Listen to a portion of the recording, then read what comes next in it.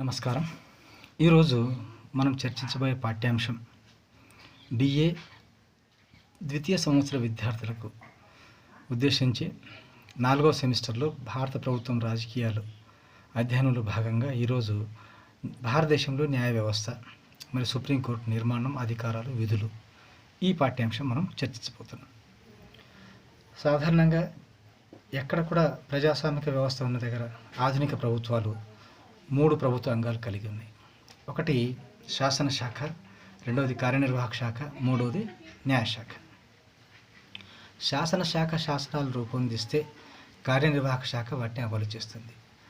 ఈ రెండూ చేసే కార్యకలాపాలు రాజ్యాంగబద్ధంగా ఉన్నాయా లేవా అని రాజ్యాంగ పరిరక్షణ చేస్తూ, పౌరుల ప్రాథమిక హక్కులను పరిరక్షిస్తూ ప్రజాస్వామ్యాన్ని పటిష్టం చేసే దిశగా న్యాయశాఖ పనిచేస్తుంది. భారతదేశంలో రాజ్యాంగ రూపకల్పన చేసేటప్పుడు రాజ్యాంగ పరిషత్ సభ్యులు ప్రధానంగా చూసినట్లయితే డాక్టర్ బిఆర్ అంబేద్కర్, బాబు రాజేంద్ర ప్రసాద్, జవహర్లాల్ నెహ్రూ భారతదేశంలో న్యాయ వ్యవస్థ రూపకల్పనలో కీలక పాత్ర పోషించినట్లు మనం చెప్పవచ్చు. వీరు రాజ్యాంగ రూపకల్పనలో భాగంగా న్యాయ వ్యవస్థ గురించి అధ్యయనం చేస్తూ వీళ్ళేం చేసిందంటే, న్యాయ వ్యవస్థ అనేది ఏకీకృతంగా ఉండి దేశ సమైక్యతకు ఉపయోగపడుతూ స్వతంత్ర ప్రతిపత్తితో పనిచేసినప్పుడు అక్కడ ప్రజాస్వామ్యం మనుగడ కొనసాగిస్తుందని ఒక అభిప్రాయానికి రావడం అనేది జరిగింది. దానిలో భాగంగానే వాళ్ళు ఏకీకృత మరియు స్వతంత్ర ప్రతిపత్తి కలిగిన న్యాయ వ్యవస్థను ఏర్పాటు చేయడం అనేది జరిగింది. భారత రాజ్యాంగంలోని 5వ భాగంలో ఆర్టికల్ 124 నుండి 147 వరకు గల నిబంధనలు సుప్రీంకోర్టు ఏదైతే ఉందో దీని నిర్మాణం, అధికారాలు మరియు విధుల గురించి చర్చించడం అనేది జరుగుతుంది. భారతదేశంలో ఉన్న న్యాయ వ్యవస్థ ఏకీకృత న్యాయ వ్యవస్థ.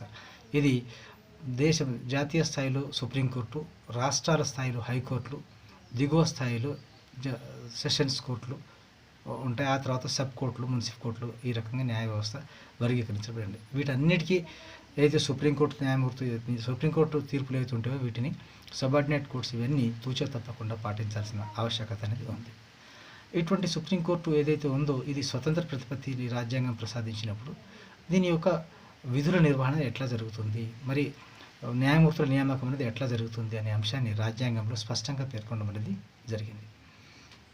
ఇక్కడ అవగాహన చేసుకోవాల్సింది ఏంటంటే, భారతదేశం ఏదైతే ఉందో మొట్టమొదట 1950లో రాజ్యాంగం అమల్లోకి వచ్చినప్పుడు 6 న్యాయమూర్తులతో పాటు ఒక ప్రధాన న్యాయమూర్తిని నియామకం చేయడం జరిగింది.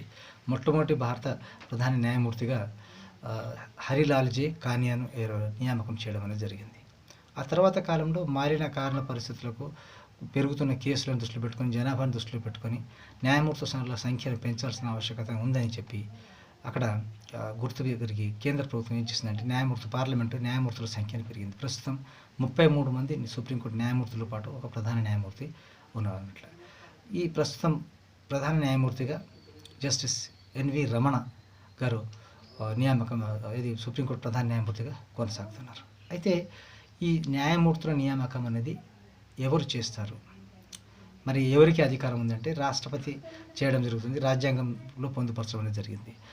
కేంద్ర న్యాయ మంత్రిత్వ శాఖ ఏదైతే నియామకాలకు సంబంధించి ప్రక్రియను పూర్తి చేసిన తర్వాత ఫైనల్ లిస్టు వచ్చిన తర్వాత వారి అర్హతలను అక్కడ రాజ్యాంగంలో పొందుపరచడం అనేది జరిగింది. సాధారణంగా సుప్రీంకోర్టు న్యాయమూర్తిగా నియామకం చేయబడాలంటే అక్కడ ఒకటి భారత పౌరుడై ఉండాలి. ఆ తర్వాత పరిశీలన చూసినట్లయితే 5 సంవత్సరాలు ఏదైనా హైకోర్టులో న్యాయమూర్తిగా పనిచేసిన అనుభవం ఉండాలి, లేదంటే 10 సంవత్సరాలు హైకోర్టులో అడ్వకేట్గా ప్రాక్టీస్ చేసిన అనుభవం ఉండాలి. లేదన్నట్లయితే రాష్ట్రపతి దృష్టిలో సమర్థులైన న్యాయశాస్త్రవేత్తగా అతడు ఉండాలి. ఈ 4 అర్హతలు సుప్రీంకోర్టు న్యాయమూర్తిగా నియామకం చేయడానికి జరుగుతుందంట. ఆ తర్వాత ప్రధాన న్యాయమూర్తి ఎన్నిక విధానం ఎట్లుంటుందంటే, నియమింపబడిన న్యాయమూర్తులలో సర్వీస్ పరంగా ఎవరైతే సీనియర్ ఉంటారో అతడికి ప్రధాన న్యాయమూర్తిగా ఇవ్వాలని చెప్పి సుప్రీంకోర్టు కొలీజియం అభిప్రాయం అది ఫైనల్ చేస్తుంది. ఆ కొలీజియం అభిప్రాయాన్ని అనుసరించి అక్కడ సిఫారసు చేసిన తర్వాత ప్రభుత్వం అతడి పేరును చెప్పిన తర్వాత నియామకం చేసిన తర్వాత రాష్ట్రపతి అతడిని ప్రమాణ స్వీకారం చేయించడం అనేది జరుగుతుంది. ఆ తర్వాత పరిశీలించి చూసినట్లయితే భారతదేశంలో రాజ్యాంగ నిర్మాతలు స్వతంత్ర ప్రతిపత్తి కలిగిన న్యాయ వ్యవస్థను ఎందుకు ఏర్పాటు చేసిండ్రు అనేది ఇక్కడ ప్రశ్నించాల్సిన ఆవశ్యకత ఉంది. ఎందుకంటే ఈ దేశంలో బహుళత్వం, భిన్నత్వంలో ఏకత్వం అనేది ఉంది. బహుళత్వ విలువలు ఉన్నాయి. ఆ తర్వాత ప్రత్యేక ప్రాంతాలు ఉన్నాయి, ఈశాన్య రాష్ట్రాలు ఉన్నాయి. ఆ తర్వాత ఉత్తర భారతదేశం యొక్క భాగంగా, దక్షిణ భారతదేశం యొక్క భాగంగా ఇతర ప్రాంతాలు ఇవి ఉన్నాయి. వీటన్నిటికీ కలుపుకొని ఒకే చట్టాన్ని, ఒకే న్యాయ వ్యవస్థను ఏర్పాటు చేసి దేశ సమైక్యతను కాపాడడం కోసం, సమగ్రతను కాపాడడం కోసం, ప్రజాస్వామ్యాన్ని పటిష్టం చేయడం కోసం రాజ్యాంగ నిర్మాతలు దీన్ని చేయడం అనేది జరిగింది. ఆ తర్వాత సుప్రీంకోర్టు ఏదైతుందో అపెక్స్ కోర్టుగా, అత్యున్నత కోర్టుగా డిక్లేర్ చేసి భారత రాజ్యాంగానికి సంబంధించి ఇంకా ఇతర కీలకమైన అంశాలకు సంబంధించి విచారణ చేసే అధికారం దీనికి ఇవ్వడం అనేది జరిగింది. ఆ తర్వాత ఈ సుప్రీంకోర్టు ఏదైతే తీర్పులు ఇస్తుందో అది దేశం మొత్తంలో అన్ని ప్రాంతాలకు, అన్ని సబార్డినేట్ కోర్ట్స్కి వర్తిస్తుంది. ఈ కోర్టులన్నీ ఆ తీర్పులను అది తూచా తప్పకుండా పాటించాల్సిన ఆవశ్యకత ఉంది. అయితే సుప్రీంకోర్టు అధికారులను కనుక పరిశీలించి చూసినట్లయితే భారత రాజ్యాంగాన్ని అనుసరించి మొట్టమొదటిది ఒరిజినల్ అధికార పరిధి. ఒరిజినల్ అధికార పరిధిని కనుక పరిశీలించి చూసినట్లయితే సుప్రీంకోర్టు ఏం చేస్తుందంటే మొట్టమొదట రాజ్యాంగాన్ని పరిరక్షించడం, ప్రాథమిక హక్కుల్ని పరిరక్షించడం, కేంద్ర రాష్ట్రాల మధ్య వివాదాలు ఏమైనా వచ్చినట్లయితే పరిరక్షించడం, రాష్ట్రపతి ఎన్నికకు సంబంధించి కేంద్ర ప్రభుత్వానికి రాష్ట్ర ప్రభుత్వాలకు మధ్య వివాదాలు వచ్చినట్లయితే, ఇంకా జాతీయ ప్రాధాన్యత కలిగిన అంశాల గురించి ఏదైనా ఉంటే వాటన్నిటినీ అది పిటిషన్ రూపంలో స్వీకరించి రాజ్యాంగ నియమాలను అనుసరించి భారత civil procedure code, criminal procedure code, చట్ట వ్యవస్థ అవుతుందో దాన్ని ఆధారం చేసుకొని రాజ్యాంగ పరిధిలోనికి అతిక్రమించకుండా రాజ్యాంగబద్ధంగా అది తీర్పులు అనేది ఇవ్వడం అనేది జరుగుతుంది. ఈ ఒరిజినల్ అధికార పరిధిలో కేంద్ర రాష్ట్ర ప్రభుత్వాలు, ప్రత్యేకించి ఇప్పుడు 28 రాష్ట్రాలు ఉన్నాయి, కేంద్ర ప్రభుత్వం ఉంది, కేంద్ర పాలిత ప్రాంతాలు ఉన్నాయి. ఆ తర్వాత కేంద్ర రాష్ట్రాల మధ్య అధికారాల వివాదాలు ఉన్నాయి, జల వివాదాలు ఉన్నాయి. ఆ తర్వాత రాష్ట్రాల హక్కులకు సంబంధించి ఉన్నాయి. వీటన్నిటికీ సంబంధించి రాజ్యాంగ పరిధిలో ఏదైతే స్పష్టంగా లిఖించబడిందో ఆ అంశాలకు ఆధారంగా చేసుకొని సుప్రీంకోర్టు తీర్పులు ఇవ్వడం అనేది జరుగుతుంది. ఆ తర్వాత ప్రాథమిక హక్కులు కనుక చూసినట్లయితే ఈ దేశంలో చూసినట్లయితే నిరక్షరాస్యులు ఎక్కువ, గ్రామీణ ప్రాంతాల్లో ఉన్న వాళ్ళు ఎక్కువ, వీళ్ళకి హక్కుల గురించి అవగాహన లేదు. ఆ తర్వాత గిరిజనులు, షెడ్యూల్ కులాలకు చెందిన వాళ్ళు, వెనుకబడిన వర్గాల నిరక్షరాస్యులు ఎక్కువగా ఉన్నారు కాబట్టి వీళ్ళకి హక్కుల గురించి అవగాహన లేదు. అందుకోసం ప్రాథమిక హక్కుల పరిరక్షణ, ఎక్కడైనా ప్రాథమిక హక్కుల పరిరక్షణ కనుక ఇది ఉల్లంఘన జరిగితే సుప్రీంకోర్టు రాజ్యాంగ నిబంధన 32 ప్రకారం రిట్లను జారీ చేస్తుంది, ప్రత్యేక ఆజ్ఞలు జారీ చేస్తుంది. పౌరులకు ప్రభుత్వం హక్కులను తిరిగి కల్పించి అనుభవించేటట్లు చేయాల్సిన ఆవశ్యకత ఉంది. Habeas corpus, mandamus, certiorari, quo warranto, prohibition అటువంటి ఆర్డర్లను జారీ చేసి, ఆజ్ఞలను జారీ చేసి అది తిరిగి వారికి పొందే విధంగా ప్రయత్నం చేస్తుంది. ఆ తర్వాత పరిశీలించి చూసినట్లయితే కేంద్ర ప్రభుత్వానికి సంబంధించి కేంద్రానికి మరియు రాష్ట్రాలకు మధ్య అధికారాల కోసం ఏదైనా గొడవలు జరిగినట్లయితే కూడా అది జోక్యం చేసుకొని రాజ్యాంగబద్ధంగా కేంద్ర ప్రభుత్వ పరిధి ఎంతవరకు ఉంది, రాష్ట్రాల పరిధిలో ఎంతవరకు ఉంది, వాటిని ఆధారం చేసుకుని రాజ్యాంగ సూత్రాలకు అనుకూలంగా చూసుకొని అది తీర్పులు ఇవ్వడం అనేది జరుగుతుంది. అది ఫెడరల్ స్పిరిట్ అనుగుణంగా, రాజ్యాంగ స్ఫూర్తికి అనుగుణంగా ఎక్కడ వయోలేషన్ జరగకుండా తీర్పు అనేది ఇవ్వడం అనేది జరుగుతుంది. ఆ తర్వాత అప్పీళ్ల విచారణ అధికారం అంటే ఇక్కడ అవగాహన చేసుకోవాల్సింది ఏంటంటే సుప్రీంకోర్టుతో పాటు రాష్ట్రాల స్థాయిలో హైకోర్టులు అనేవి ఉంటాయి. హైకోర్టు తర్వాత దిగువ కోర్టుల్లో జిల్లాలో సెషన్స్ కోర్ట్స్ అనేవి ఉంటాయి. ఆ తర్వాత ఈ దిగువ స్థాయి కోర్టులు ఏవైతే ఉంటాయో ఇవి ఏదైనా ఒక అంశం రాజ్యాంగ పరిధిలోకి సంబంధించింది అని చెప్పి ఆ రాష్ట్రం యొక్క హైకోర్టు ప్రధాన న్యాయమూర్తి ఒక అప్పీలు సుప్రీంకోర్టు కనుక పెట్టినట్లయితే ఈ కేసు మా పరిధిలో నుంచి తప్పించి మీ పరిధిలోకి తీసుకోండి అని చెప్పి ఒక అప్పీలు కనుక వాళ్ళు పెట్టినట్లయితే సుప్రీంకోర్టు దాన్ని హైకోర్టు నుంచి సుప్రీంకోర్టులకు మార్చుకోవడం అనేది జరుగుతుంది. మార్చుకొని దానిపైన విచారణ జరిపి అది న్యాయస్థానం తీర్పులు ఇవ్వడం అనేది జరుగుతుంది. దీంట్లో సివిల్ వివాదాలు ఉండొచ్చు, క్రిమినల్ వివాదాలు ఉండొచ్చు, కాన్స్టిట్యూషనల్ వివాదాలు ఉండొచ్చు. ఈ వివాదాలు ఏవైతే ఉంటాయో వీటికి సంబంధించి అది తన పరిధిని విస్తృతంగా పెంచి న్యాయ వ్యవస్థను పటిష్టం చేయడం కోసం ఈ హక్కును వినియోగించుకోవడం అనేది జరుగుతుంది. ఆ తర్వాత సలహా అధికార పరిధి. సాధారణంగా మనం పరిశీలించినట్లయితే సుప్రీంకోర్టు ఏదైతే ఉందో అది దేశంలో అత్యున్నత న్యాయస్థానం కాబట్టి రాజ్యాంగ పరిరక్షణ దాని విధుల్లో ఒకటి. రాజ్యాంగబద్ధంగా నడుచుకోవాల్సిన శాసనశాఖ, కార్యనిర్వాహక శాఖలు ఏదైనా వివాదాలకు సంబంధించి ఏదైనా సలహా అవసరం అనుకుంటే సుప్రీంకోర్టుకు అడగచ్చు. రాజ్యాంగబద్ధంగా సుప్రీంకోర్టుకు ఆ హక్కు ఉంది కాబట్టి రాష్ట్రపతి కానీ, రాష్ట్రాల గవర్నర్లు కానీ, కేంద్ర ప్రభుత్వం కానీ న్యాయపరమైన సలహాలు అక్కడ తీసుకోవడం అనేది జరుగుతుంది. ఈ మధ్యకాలంలో రామ జన్మభూమి, బాబ్రీ మస్జిద్ వివాదానికి సంబంధించి ఇంకా ఇతర వివాదాలకు సంబంధించి చాలామంది రాష్ట్రపతులు సుప్రీంకోర్టు సలహాను కోరడం అనేది జరిగింది. రెండోది ఏంటంటే 368 రాజ్యాంగ నిబంధన ప్రకారం రాష్ట్రపతి పాలన రాష్ట్రాల్లో విచక్షణ రహితంగా ఏర్పాటు చేసినప్పుడు దానికి సంబంధించి సుప్రీంకోర్టు ఏదైతే జడ్జిమెంట్స్ ఇచ్చిందో దానికి కట్టుబడే అక్కడ దాన్ని సలహా రూపంగా తీసుకొని రాష్ట్రపతులు కానీ కేంద్ర ప్రభుత్వం కానీ అది పనిచేయడం, గవర్నర్లు కూడా దానికి అనుకూలంగానే పనిచేయడం అనేది జరిగింది. కాబట్టి సుప్రీంకోర్టుకు సలహాలను ఇచ్చే అధికారం కేంద్ర ప్రభుత్వం రాష్ట్ర ప్రభుత్వానికి ఉంది.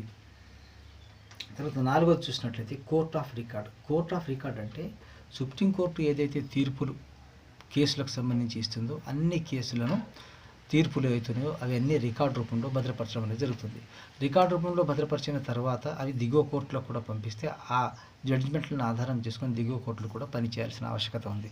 మరి దిగువ కోర్టులు పని చేయాలి అంటే సుప్రీంకోర్టు తీర్పే శిరోధార్యం. కాబట్టి భావితరాల వారికి తిరిగి ఇటువంటి కేసులు అయితే వివాదాస్పదమైన కేసులు, రాజ్యాంగపరమైన కేసులు, ఆ తర్వాత ప్రాధాన్యత కలిగిన కేసులు, అంశాల మీద కేసులు ఏవైతే వస్తాయో వాటిని కాకుండా ప్రతి ఒక్క కేసును అది రికార్డు రూపంలో నమోదు చేసుకోవడం జరుగుతుంది.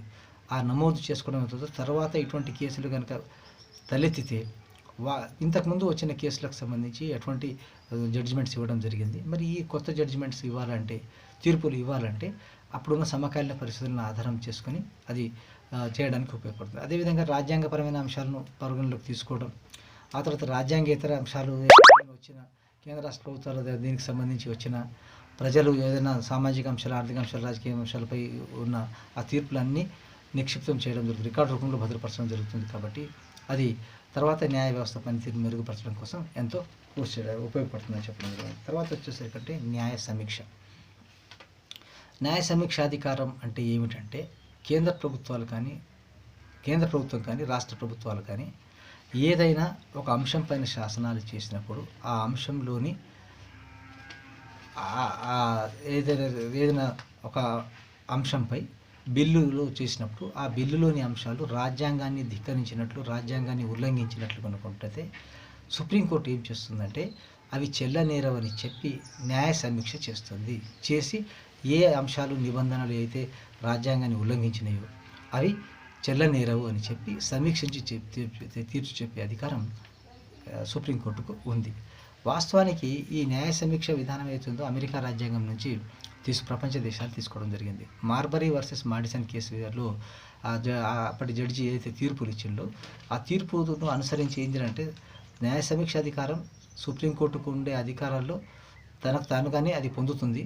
కాబట్టి రాజ్యాంగం ఏదైతే ఉందో రాజ్యాంగం ప్రకారం తన అధికారాలు నిర్వర్తిస్తుంది. కాబట్టి రాజ్యాంగ పరిధిలోనే కేసులన్నీ ఉండాలి.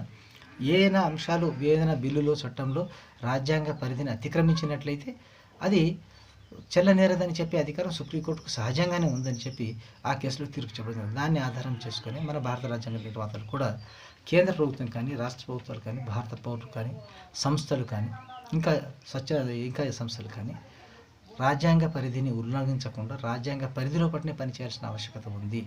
ఒకవేళ ఉల్లంఘించినట్లయితే అది చెల్లనేరదని చెప్పి ఆ చట్టాలు పక్కన పెట్టాల్సిన ఆవశ్యకత ఉంది అని చెప్పి న్యాయ సమీక్ష అధికారాన్ని అక్కడ ఇవ్వడం అనేది జరిగింది. ఆ తర్వాత పరిశీలించి చూసినట్లయితే సాధారణంగా ఇతర అధికారాల్లో సుప్రీంకోర్టులో ఏమొస్తుందంటే వీళ్ళు ఏదైతే సుప్రీంకోర్టు ప్రధాన న్యాయమూర్తి ఎవరైతే ఉన్నారో ఒకవేళ రాష్ట్రపతి కానీ ఉపరాష్ట్రపతి కానీ పదవిలో లేనప్పుడు తాత్కాలిక రాష్ట్రపతిగా సుప్రీంకోర్టు ప్రధాన న్యాయమూర్తి వ్యవహరించడం అనేది జరుగుతుంది. ఆ తర్వాత రెండో అంశాన్ని చూసినట్లయితే దేశంలో న్యాయ విద్యను అభివృద్ధి చేయడం కోసం ఏదైతే న్యాయ విశ్వవిద్యాలయాన్ని ఏర్పాటు చేస్తారో వాటికి ఛాన్సలర్స్గా కూడా ఈ న్యాయమూర్తులు ఉండే అవకాశం అనేది ఉంది. ఆ తర్వాత చూసినట్లయితే న్యాయ సంఘం, లా కమిషన్స్ ఏర్పాటు చేయడం, వాటికి సంబంధించి ఏది రిఫార్మ్స్ కమిషన్స్ ఏది నియామకం చేయడం, ఆ తర్వాత కేంద్ర ప్రభుత్వానికి సంబంధించి ఏదైనా అంశాలపై ఇది ఈ మధ్య కాలంలో కేంద్ర రాష్ట్ర ప్రభుత్వ అధ్యయనంలో రంజిత్ సింగ్ సర్కారియా కమిషన్ సుప్రీంకోర్టుకి జడ్జిలను తీసుకోవడం జరిగింది. ఈ రకంగా రాజ్యాంగపరమైన అంశాలను చిక్కుముళ్లను విప్పడంలో కమిషన్లు ఏర్పాటు చేయడం, ఏదైనా అవినీతి జరిగినట్లయితే ఏదైనా ఒక న్యాయమూర్తి చేత విచారణ జరిపించడం, ఇది ప్రజాస్వామిక ప్రక్రియ. దీంట్లో కూడా ప్రజాస్వామ్యాన్ని పటిష్టం చేయడంలో చాలా వరకు ఇది చేయడం అనేది జరుగుతుంది. ఈ న్యాయ సమీక్ష తర్వాత ప్రధానంగా చర్చించాల్సింది ప్రజా ప్రయోజన వ్యాజ్యాలు ఏతున్నాయో, పిల్స్ ఏతున్నాయో సుప్రీంకోర్టు యొక్క పనితీరును బాగా మెరుగుపరిచినాయి. ఈ జస్టిస్ భగవతి పీరియడ్ లోపల ఇది విఆర్ కృష్ణయ్యర్ ప్రధాన దీనిగా ఉన్నప్పుడు అక్కడ ఏదైతే అంశాలు ఏదైతే మానవ హక్కుల ఇది జరిగిందో దాన్ని ఆధారం చేసుకుని ఆయన ఎవరైనా ఒక లెటర్ రాసినా దాన్ని కేసుగా స్వీకరిస్తామని చెప్తే దాన్ని ఆధారం చేసుకొని దేశ ప్రయోజనాల రీత్యా సామాజిక అంశాలు కానీ, ఆర్థిక అంశాలు కానీ, చట్టపరమైన అంశాలు కానీ, రక్షణపరమైన అంశాలు కానీ, ఇంకా పర్యావరణ అంశాలు కానీ ఏది కూడా దేశ హితానికి సంబంధించిన ఏదైతే ఉండి పత్రికల్లో ప్రచురించిన ఎవరన్నా పిల్ను వేసినా దాన్ని సుప్రీంకోర్టు స్వీకరించి అది కేంద్ర రాష్ట్ర ప్రభుత్వాలకు దీని రూపంలో చెప్పడం జరుగుతుంది. ప్రత్యేకించి చూసినట్టయితే మానవ హక్కుల ఉల్లంఘన దేశంలో చాలా జరిగింది కాబట్టి దానికి సంబంధించి కేసులు వేయడంలో కూడా పబ్లిక్ ఇంట్రెస్ట్ లిటిగేషన్, ప్రజా ప్రయోజన వ్యాజ్యాలు అవుతున్నాయి, వాటిని తనకు తానుగా స్వీకరించి న్యాయ వ్యవస్థ కూడా ప్రజాస్వామ్య పరిరక్షణలో చాలా కీలక పాత్ర పోషిస్తుందని చెప్పడం అనేది జరుగుతుంది. ఇది ఇంతవరకు రాజ్యాంగబద్ధంగా ఉన్నటువంటి అంశాలు. ఇప్పుడు మనం ఒకసారి అవలోకనం కనుక చేసుకున్నట్లయితే 1950 నుండి 2021 వరకు కనుక పరిశీలించి చూసినట్లయితే సుప్రీంకోర్టు పనితీరు అప్పటి నుండి ఇప్పటి వరకు కనుక పరిశీలించి చూసినట్లయితే అసలు సుప్రీంకోర్టు కనుక లేకపోతే భారతదేశంలో ప్రజాస్వామ్య ఉనికి కానీ మనుగడ కానీ లేదు అని మనం ఖచ్చితంగా చెప్పవచ్చు.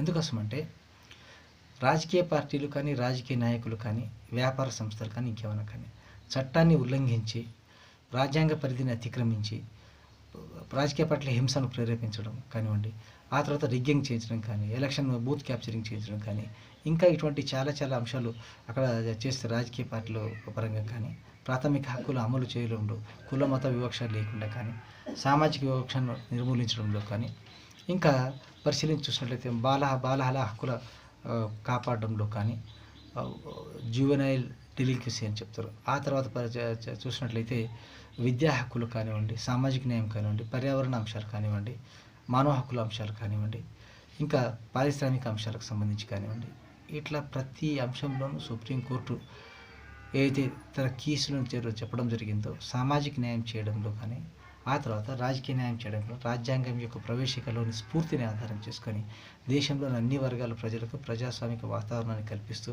ప్రజాస్వామ్యంలో చట్టబద్ధత అనేది ఉండాలి. చట్టబద్ధంగా పౌరులు అవగాహన చేసుకొని వాళ్ళు జీవించినప్పుడే వారికి రాజ్యాంగపరమైన పరిరక్షణలు వినియోగించుకోవడంలో వారికి ఎంతో ఉపయుక్తంగా ఉంటుందని చెప్పి సుప్రీంకోర్టు ఇప్పటివరకు ఎంతో కృషి చేసింది.